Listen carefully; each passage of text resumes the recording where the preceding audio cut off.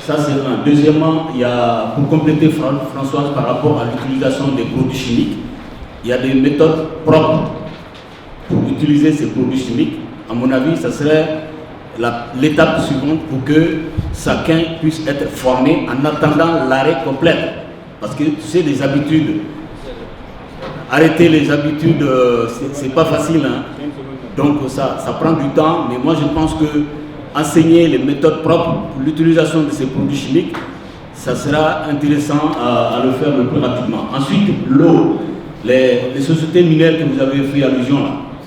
Donc moi, ma question c'est aux autorités maliennes, parce que l'eau qui est utilisée pour l'extraction de l'or dans les différentes mines du Mali, nous, on a fait des recherches avec Michel, hein, avec tous les gens qui sont autour de nous. On a évalué à 300 000 litres d'eau pour 1 kg d'or. Alors que nous, les consommations d'eau pour tous ceux qui vivent en Europe, tous les mois, on paye pour 5 personnes 40 € par mois. Et moi, récemment, ils m'ont fait un rappel des charges qui s'élèvent à 659 €. C'est-à-dire, alors que Kalo de ça. Jimu nimba dun ni ben konaye ni ben yere jeyanaye donc olu be jimu utiliser yano ku ka sanu konaye 300 000 litres pour 1 kg d'or.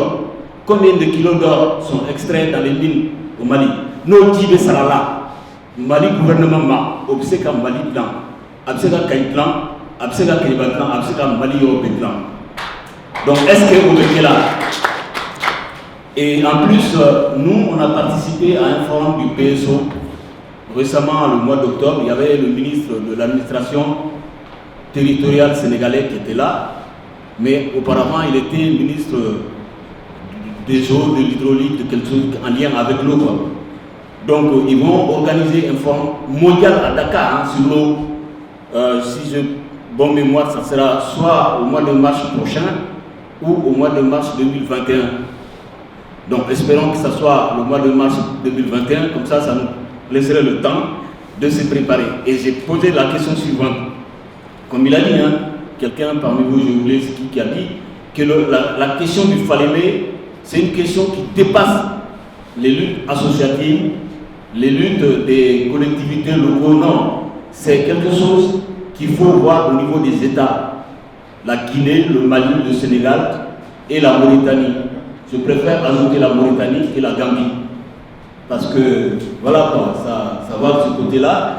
Et moi, je pense que l'étape de ce forum sur l'eau à Dakar, qui est mondial, ça peut être une étape intéressante, en tout cas, qui peut s'articuler autour de ce truc de Boundou, de ce collectif d'association de Boundou, et le collectif d'association du côté du Mali, qui est le Nord Tambawa et l'association des ressortissants du cercle de Kéléba et l'ASFA 21. Donc je pense que autour de ces deux-là, on peut inciter le gouvernement malien, le gouvernement sénégalais, la Guinée et la Mauritanie à nous aider pour que des méthodes propres puissent venir nettoyer les rives des deux côtés pour que nous puissions avoir de l'eau potable aux environs de 2027, parce que ce n'est pas une mince affaire. Mais en tout cas, l'idée pour nous, c'est d'aller sur ce terrain-là pour que nous puissions inciter les États à nous rejoindre sur ce projet.